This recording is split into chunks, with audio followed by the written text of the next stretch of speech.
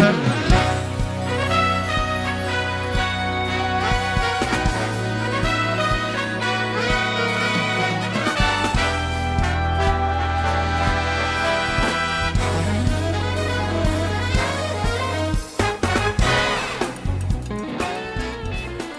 is Where We Live from Connecticut Public Radio. I'm Catherine Shen. And I've got a question for you, listeners. What's your screen time looking like these days? Better yet, how are you spending your time online? So honestly, I checked my screen time right before the show, and I typically clock in an average of about an hour and a half every day. And most of the time, I'm saving Mudang memes. And if you don't know who Mudang is yet, add that sassy baby hippo from Thailand to your scrolling session today. Get on that. And speaking of scrolling, many of our online platforms are designed to encourage scrolling and swiping and liking and to benefit advertisers, algorithms, and echo chambers. Platforms built to connect us have left us more disconnected than ever. But it doesn't have to be this way. Technologists say that a better internet is possible. And today, we're exploring just that.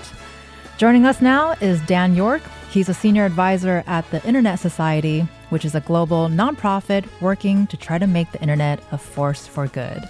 Dan, welcome to Where We Live. Thank you, Catherine. It's great to be here. And for our listeners, let us know if you have any questions. Give us a call, 888-720-9677, or you know the drill. Leave us a comment on Facebook and Twitter at Where We Live. So Dan, it took several years for the internet and online platforms to develop into what they are today. Can you tell us, how did we end up with the spaces that we have now?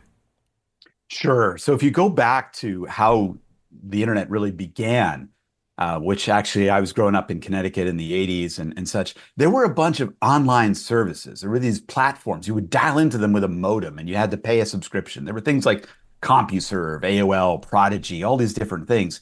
And you would go in there and you'd get a certain amount of content and marketing, messaging. You could talk to other people. You could communicate with them there. It was all there. And these were these big platforms in those days. We called them online services. And there were also a whole bunch of bulletin board systems and things that volunteers ran and stuff like that. But that was this early world of the online access that you had. And then what happened was, it kind of in the late 1980s and 90s, there was a movement to connect those, so that you could be able to go and share messages, because you couldn't. If you were on AOL, you could send messages to AOL users, but not people in other places. So in the 80s and 90s, you started to connect these networks together with this thing that we eventually called the internet, that allowed people to go and start to share information and share messages and do that. And so it became this network of networks. Originally, a lot of it was government funded, public funded, universities that were doing a lot of this building of these connections and things. So suddenly we were able to go and exchange email. And so we could do that kind of stuff and share info. And then in the early 90s, we had the web. And the web suddenly democratized things so that anybody could go and publish a web page and a website. And so you had this explosion of content and of stuff that where people could put up their information seemingly for free. I mean, you had to pay somebody maybe to host it, but you had ways to do this. And there was this explosion of so much information. You had people using domain names like ctpublic.org. You had a website there. You had all this. You had so much going on. It was all decentralized. It was all kind of interoperable, general purpose, and nobody had to ask permission. You could go and just set up a website. You could put it up at your university, or at your church could do it, your school, whatever. It was all of this that was going on. And then a kind of funny thing happened, though, was that it was sort of getting harder and harder to find stuff. And so it was really hard to find out where was information and how could you trust it. So you started to see, you got stuff like Google, right, that emerged that allowed you to go and find things. But then it was also kind of hard to find people. Like, how did I know you? And were you Catherine at something.com or .org? Were you Catherine.Shen? Were you C. Shen? Were you Shen? What? How do I connect to you? And so we saw people, as more and more people got online, there got to be this kind of confusion and uncertainty of discovery, of finding people, and also trusting. Like, you saw this website for this great product. Well, was it real? or was it fake?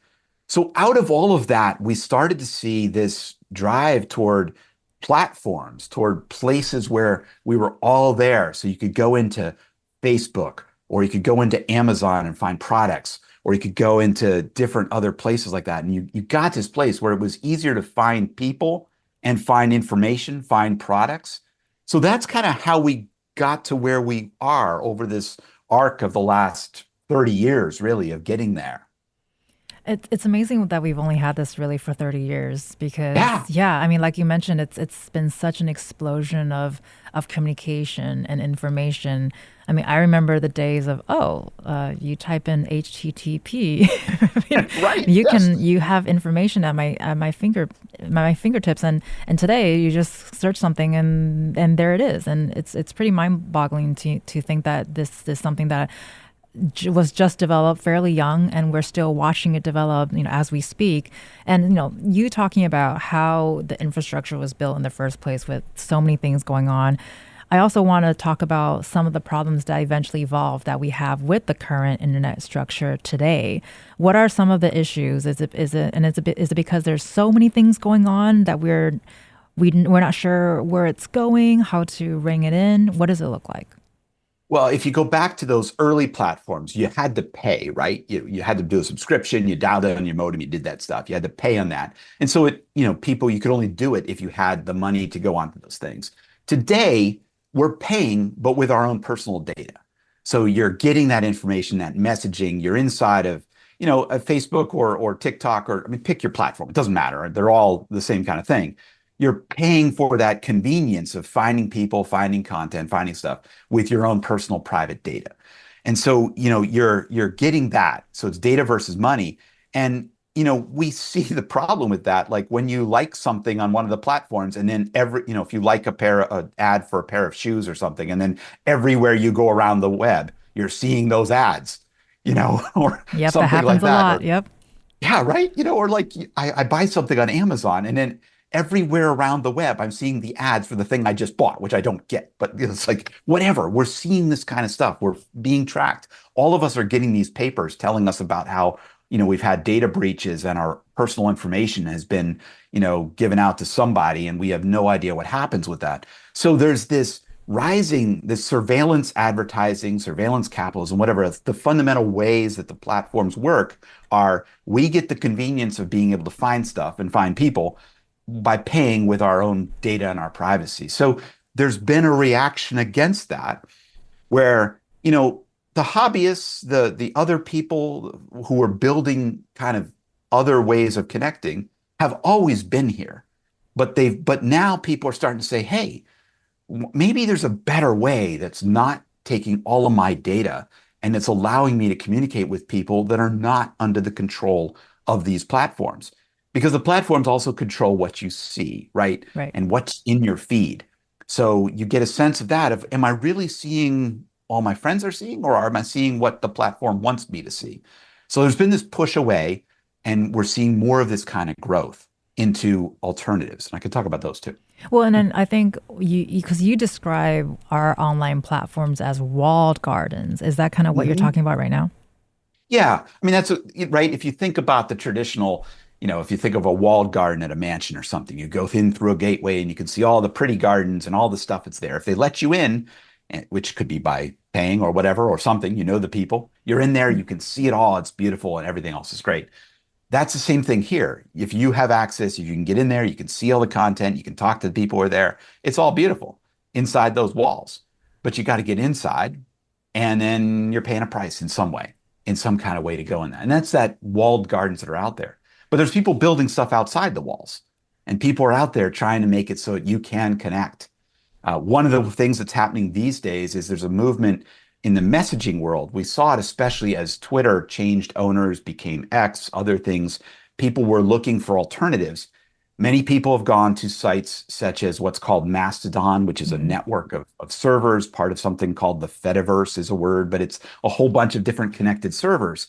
People can go there. That's where I spend most of my social media time, and I have more hours than you do. Sorry, on my screen. I gotta say, I just looked right now. That was not a good thing to look at right now. But anyway, but you could go there and communicate. Now it's a little bit harder. You've got to know somebody's kind of like email. You got to know what their name is. It's not Dan York, it's Dan York at mastodon.social or something. So it's a little bit harder.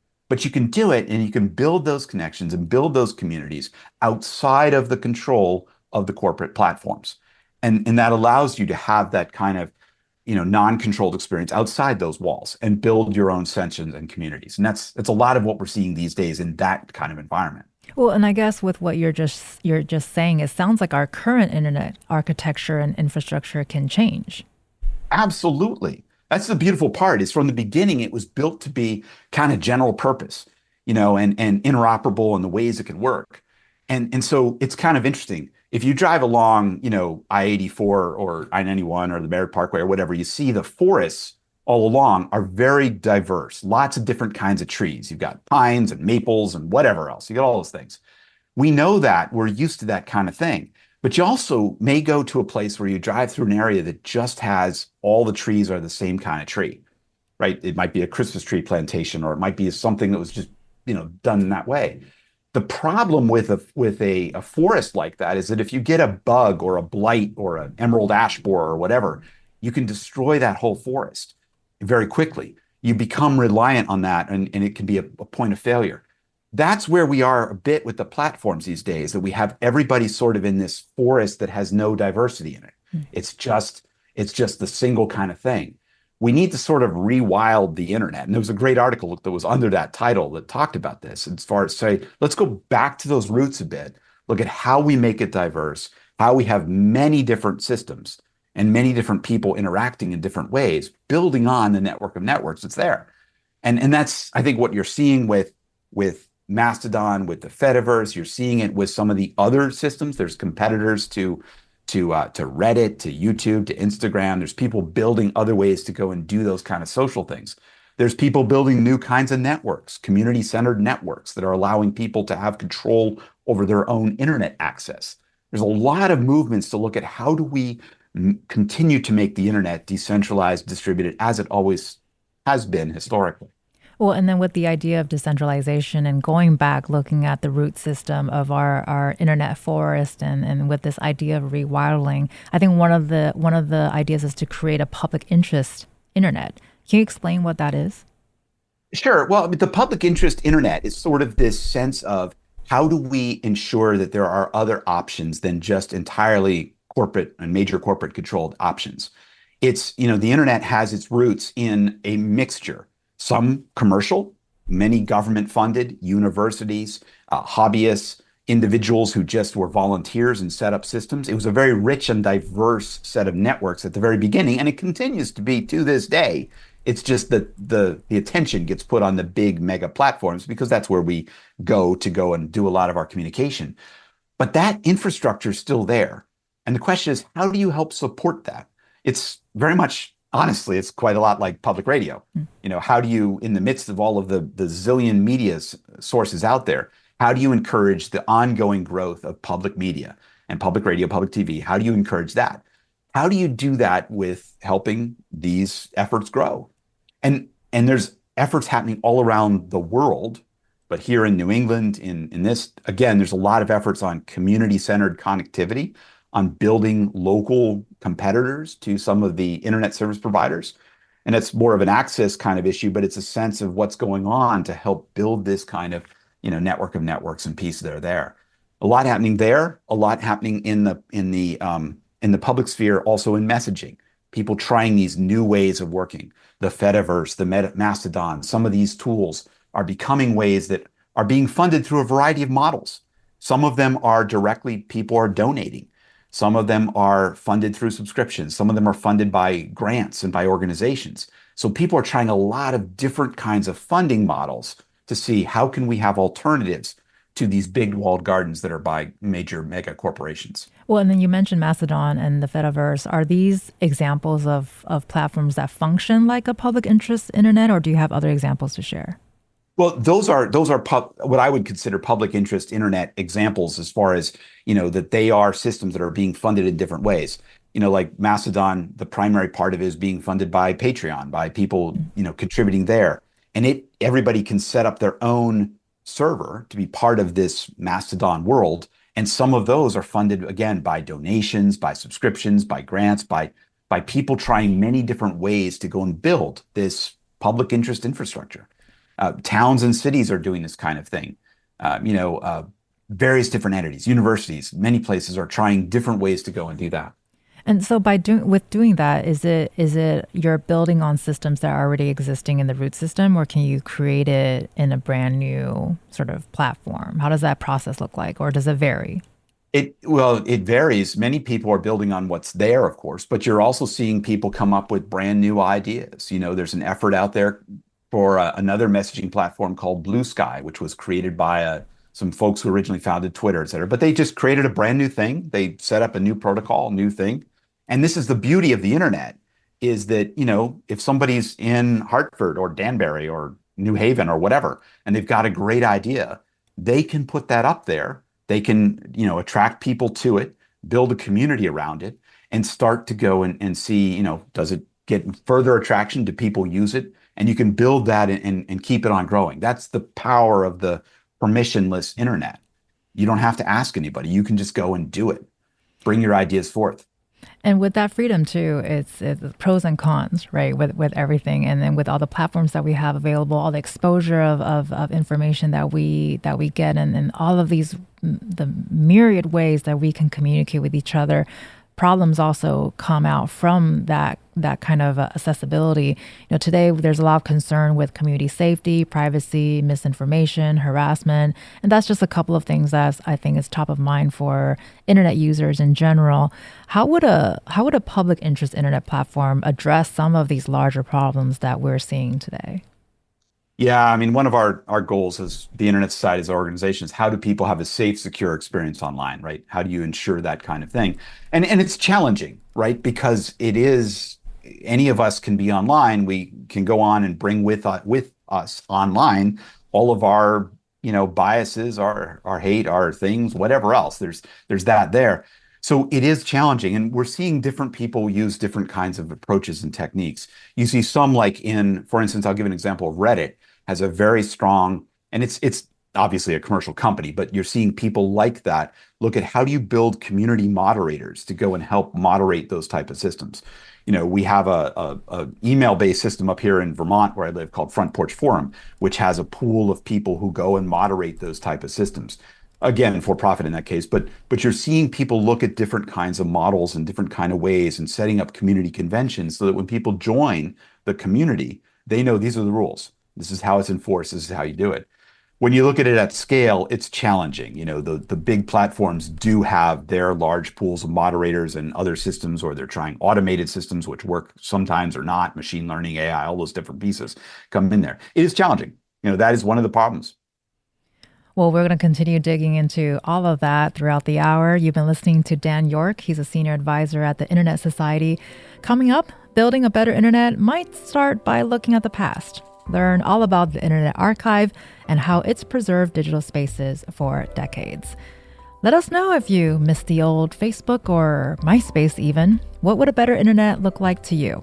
Give us a call, 888-720-9677, or find us on Facebook and Twitter at Where We Live.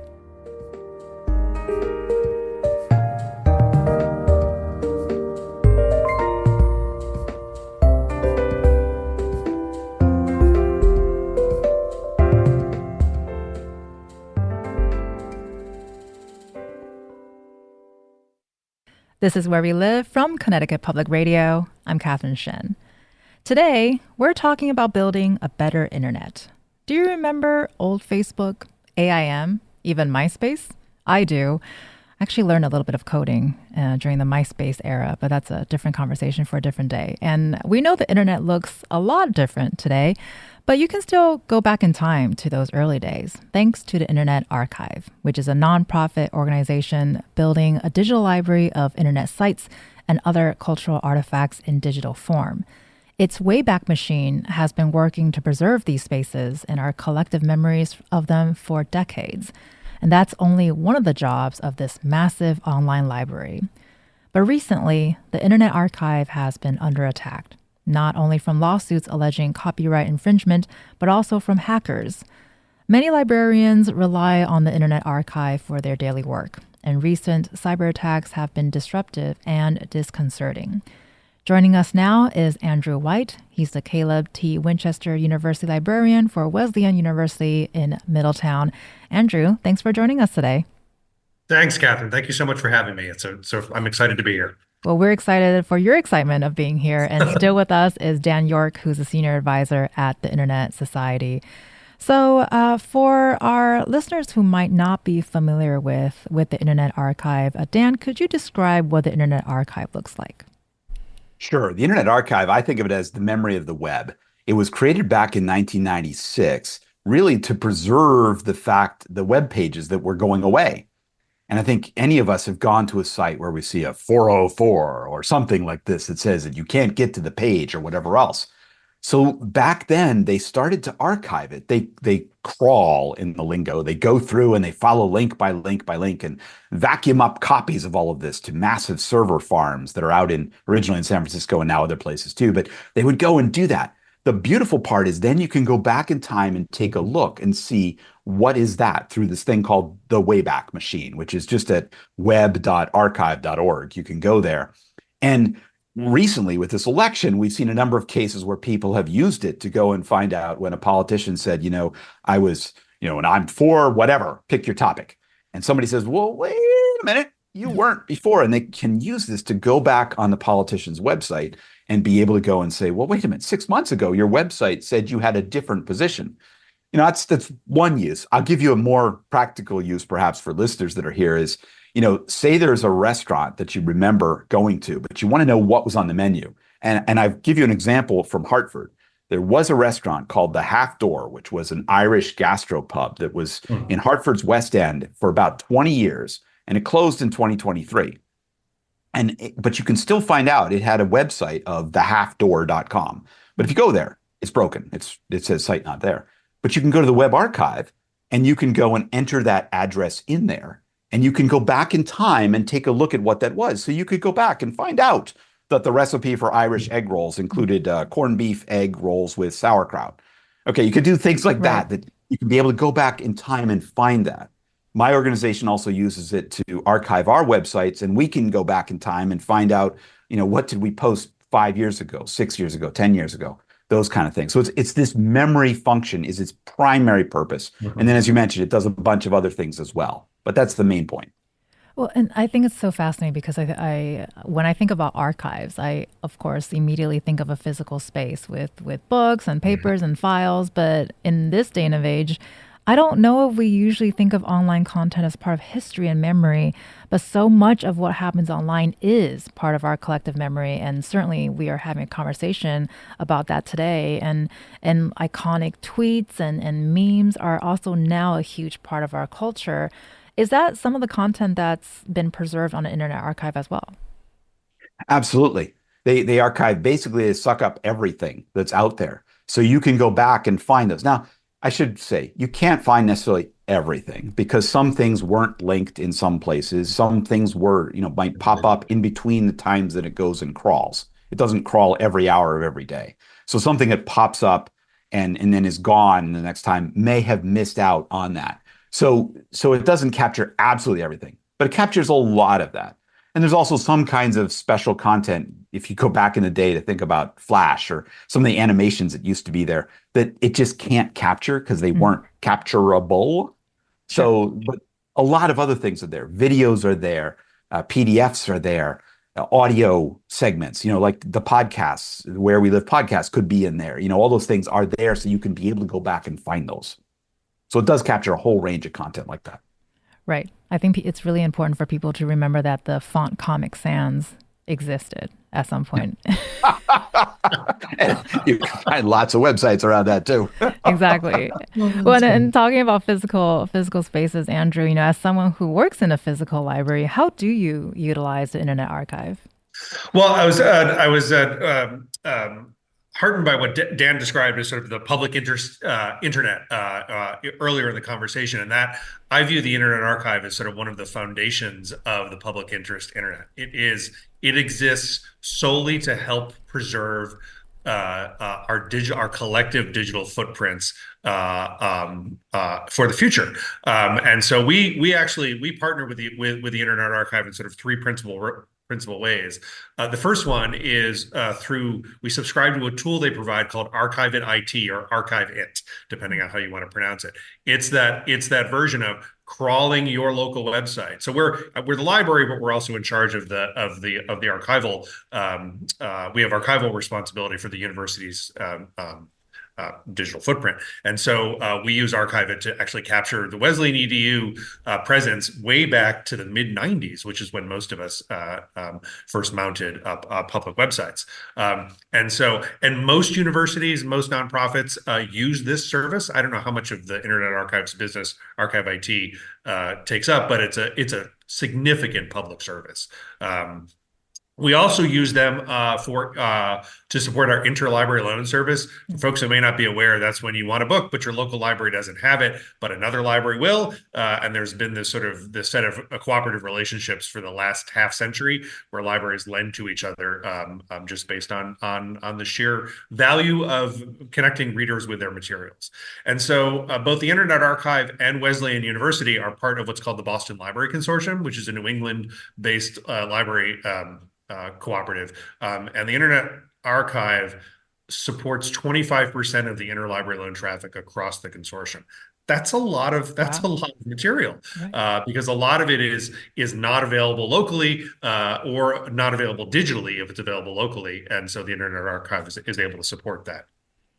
The third way we do it is just as a resource for provisioning of materials for our student researchers, for our faculty, and during the recent outage, our students who were looking, it was a missionary class looking at missionary activities during the 19th century. They were trying to find historic articles, old theses that we could trace a record of, but there wasn't any physical copy available anywhere. But a digitized copy was available on the Internet Archive. But of course, they couldn't get to it because it was down.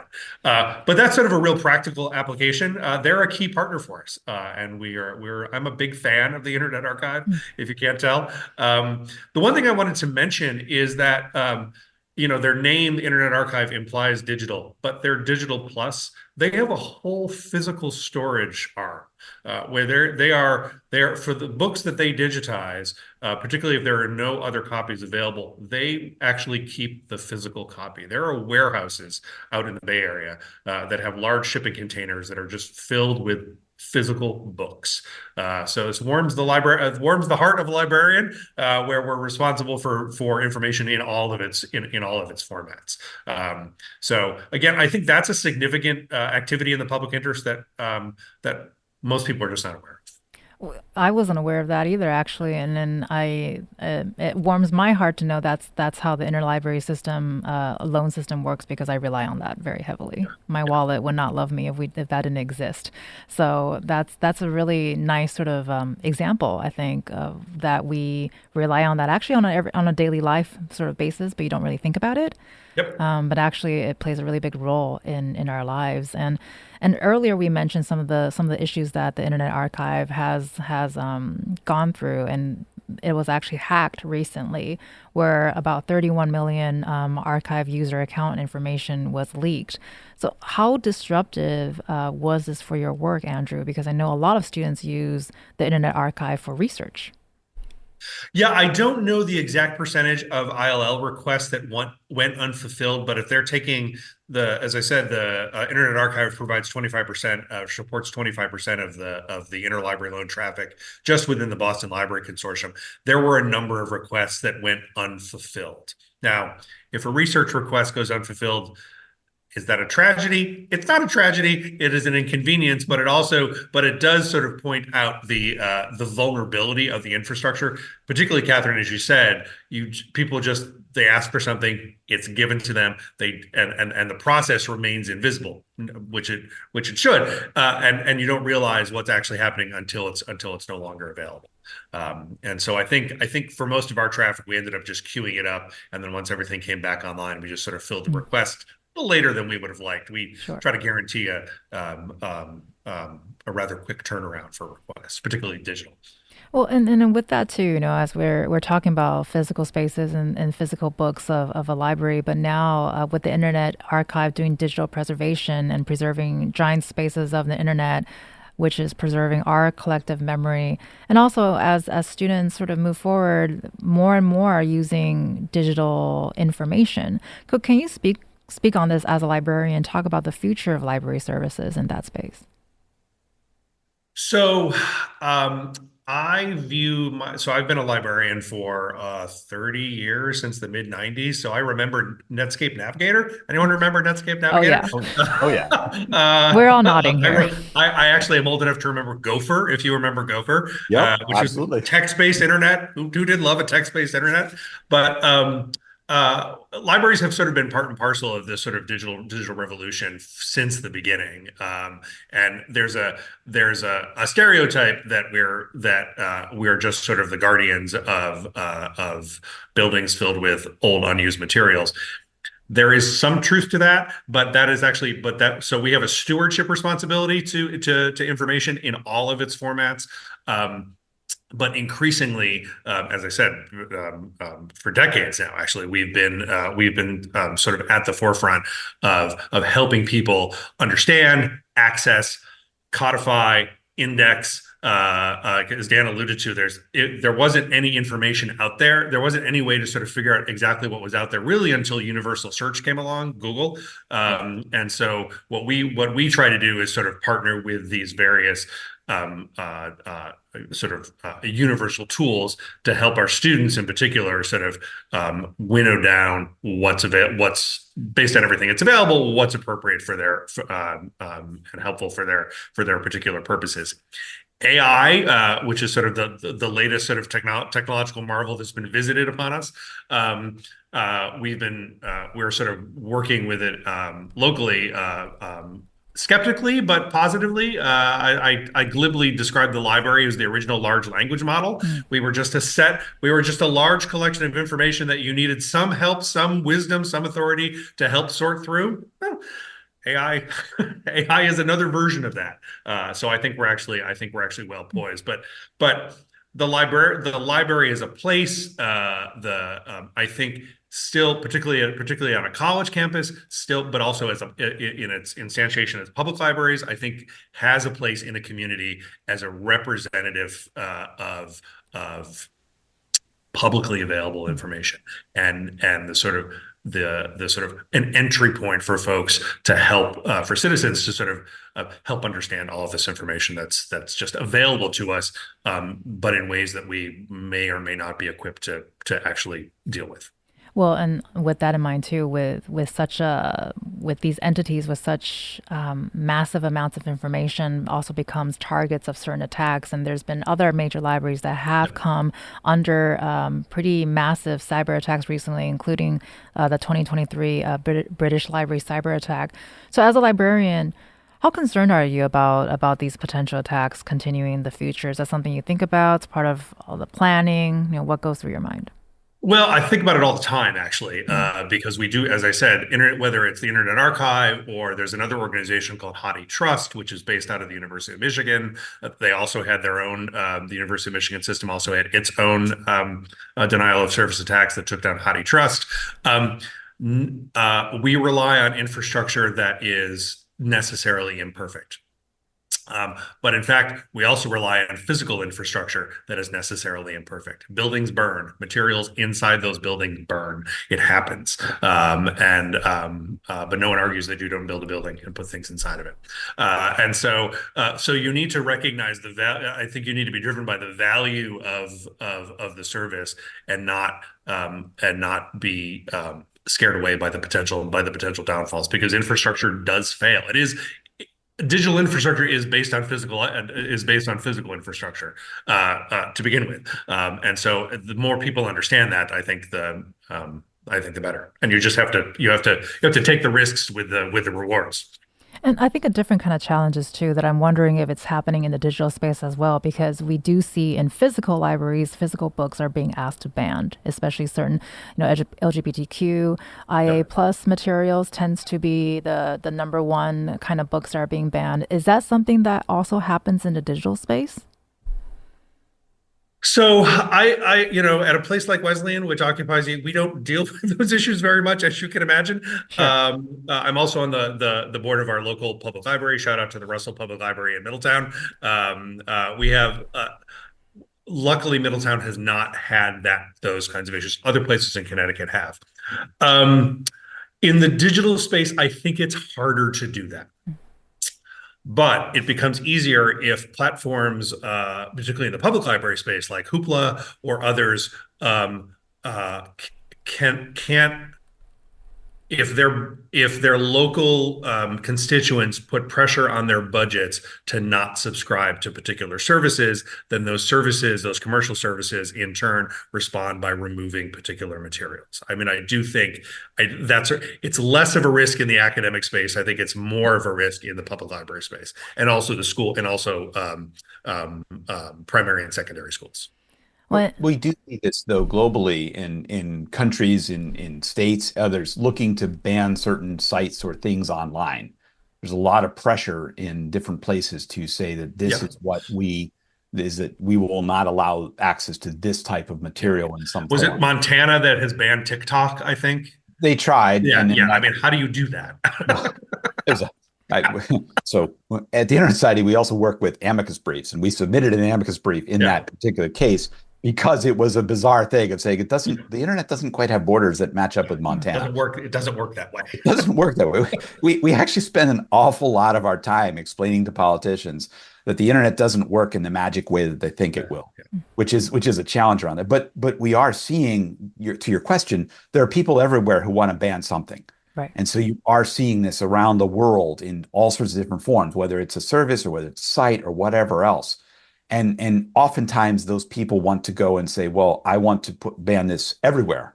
And so you get this case of, well, I don't, this and that. And this actually goes to your question around when we consolidate things into fewer and fewer platforms, those become choke points where governments can go and say, hey, platform X, you should ban, not X, the platform, I should say platform, whatever, that you should go and ban this site or whatever else. And here's the consequences if you don't.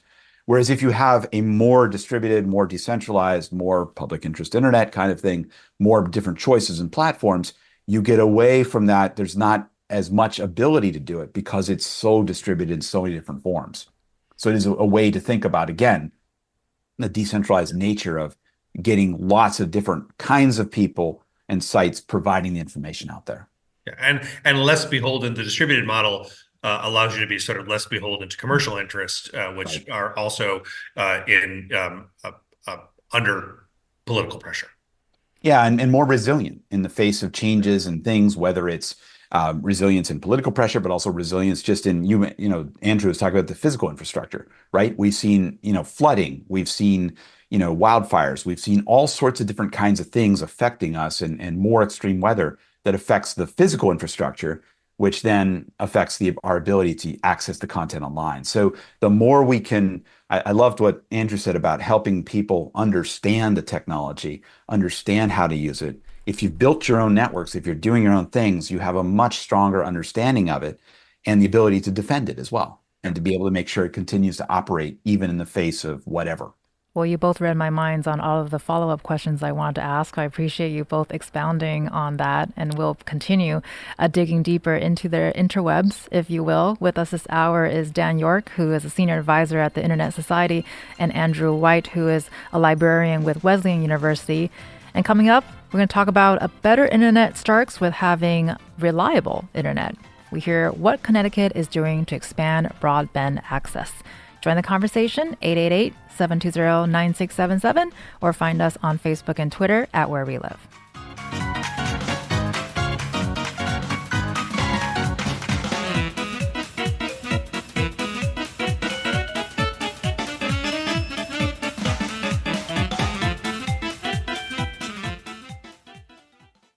This is Where We Live from Connecticut Public Radio. I'm Catherine Shen. All hour, we've been exploring how we can build a better internet. One thing that will help, building better internet access. Kevin Posicic is the director of the Office of Telecommunications and Broadband at the Connecticut Department of Energy and Environmental Protection. Here's what he told us about internet access in our state. If you look at the state, and the Federal Communications Commission is mapping broadband availability across the state in the country. And so, you look at that map, and 99% of locations, according to that map, over 99% of locations have a connection. But there are definitely pockets that do not. There's been some towns and some areas of towns, especially in the Northwest and in the Northeast in particular, where they've been without access for quite some time. The federal administration has realized the priority and made this a priority and launched these programs to really deliver broadband to everyone and help folks adopt and use that broadband. And then our governor and General Assembly passed a broadband bill in 2021, which really set a statewide goal of a universal access to broadband. So the alignment is great, and we have right now there's roughly $270 million in federal programs, either active now or coming to the state, that will deliver broadband access in many ways, shapes, and forms, from individual connections to public Wi-Fi to improving the Connecticut Education Network to fostering digital equity and adoption initiatives. And back with us to discuss internet access are Dan York, who's a senior advisor at the Internet Society, and Andrew White, who's a university librarian at Wesleyan. So Dan, can you respond to what we just heard about expanding broadband access here in Connecticut? Yeah, it was great to hear that and to hear about how much is being going in. What's happened recently is coming out of COVID. Certainly, there was a feeling, a sense that the internet was a lifeline, right? We could not have made it through the COVID pandemic in the way we did without internet access. But we also saw that there were a lot of people who did not have that access. Andrew, the libraries actually performed a vital role during the pandemic because they turned on Wi-Fi outside. And people, students who didn't have access from their homes were able to drive to their library, sit in the parking lot, and be able to participate in classes and do things like that. There was this sense that we've got to fix this because we're leaving people behind. And globally, about a third of the world does not have access to reliable, affordable, resilient internet, which is 2.6 billion people or so. But as he said there, as the speaker said, there's parts of Connecticut, Western Connecticut, Northern Connecticut in particular, that just the economic model to get connectivity isn't there. For the internet service providers, the cable companies, the telephone companies, like they need economics to work to bring the wire out there in some way, whether it's cable or whatever, fiber, and it doesn't work. And so the people out there are stuck, in some kind of way. We're seeing new things with low Earth orbit satellites, the Starlink, and some of the other things that are providing access out there. We're also seeing, which are great. They're fantastic services, but sometimes they're not as fast as what you can get with a local fiber connection, which is where you see what he's talking about with that expansion. The ARPA funding, there's an act called BEAD, which is for broadband. There's these things that are providing funding to states, which then the states are driving that out into the communities and being able to fund these projects. So it's a fantastic effort that's underway. It's taken a couple of years to get this all going. And so we're starting to see the deployments now and the pieces, but the end goal will be, I think, that we'll see a lot of Connecticut and all the other states being much more connected online, and we'll bring more people on, and they'll get the opportunities, and we will also get the opportunities and the creativity that they bring. It's a two-way thing. There could be somebody sitting in the woods of upstate, Connecticut who's got the next big thing, and he or she's there and they have no way to share that with the world. So they get opportunities, we get their creativity. Well, and Andrew, having worked in the university system, how have you seen broadband access change and expand over the last couple of years? So what Dan had mentioned about the challenges during COVID, we saw that. We along with every other institution like us sent our students home, but we could not guarantee that all of our students had equal access when they're on campus. They have equal access. When you send them away from campus, we have no way of knowing. And of course, their access points, speed. First of all, do they have access? What's the speed? What's the reliability? Varied considerably. often by zip code, as you can imagine. And so what we tried to do as a university, not just as a library, is to make sure that we try to level the playing field as much as possible for students, whether that's supporting their at-home internet, sending them home with devices that allow them to have connectivity. So, but that just sort of just points out the real lack of equity across online access.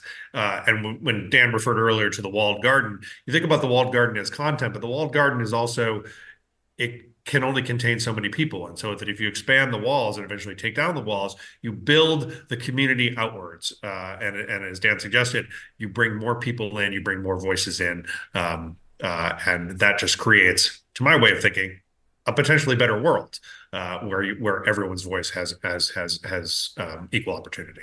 We got about 2 minutes left here, but I have two quick questions for both of you. And Andrew, you kind of touched on it a little bit because I wanted to ask if you both think that internet should be an essential service as how we view heat and electricity, because I think it was once sort of viewed as luxury, but I think that probably has changed. Dan, real quickly here. Absolutely. It's woven. The internet is woven into the fabric of our lives. It's everything. It's from ordering food to connecting with our doctors to our governments and everything else.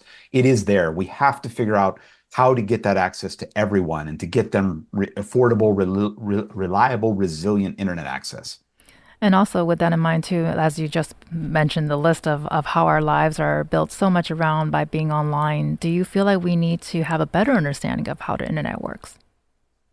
Fundamentally, if we all did, right, if we knew how our cars work, we'd be able to make them work better in some way. That's true. At a certain level, it would be great if we did, because if people understood more about that, it's not magic, it's packets going through wires and all this kind of stuff, it would be better. But the other reality is we also just use it. We drive our cars. We don't know how they work these days, so we do use it. It would be great if we understood them, but right. So it is there. But it is understandable that at the end of the day, it's a network of networks. They're all connected in different ways. It is a permissionless infrastructure. We need to preserve that and make sure that people can do it so that the next big idea can come out of Connecticut or anywhere out there in some form. Well, in about 30 seconds here, Andrew, any final thoughts that you want to leave with our listeners today? I just remember that there was a politician in the early 2000s who described it as a series of tubes. It is that. It's more than that. But I do think, but there's a physical piece that I think all of our various policies and political actions need to take into consideration. Well, I'm glad that you mentioned tubes, because I was going to thank both of you for coming on and sharing your thoughts with us about the intertubes. So, well, thank you for having us. Thank you, Catherine. We appreciate it. Thank you so much. You've been listening to Dan York, who's a senior advisor at the Internet Society. Thank you, Dan, for being with us today. Thank you. And also Andrew White, who's a librarian at the Wesleyan University in Middletown. Thank you, Andrew, for joining us today as well. Thank you, Catherine. I'm Catherine Shen. Today's show is produced by Tess Terrible. Our technical producer is Dylan Reyes. Download Where We Live anytime on your favorite podcast app. Thank you so much for listening, and happy interneting.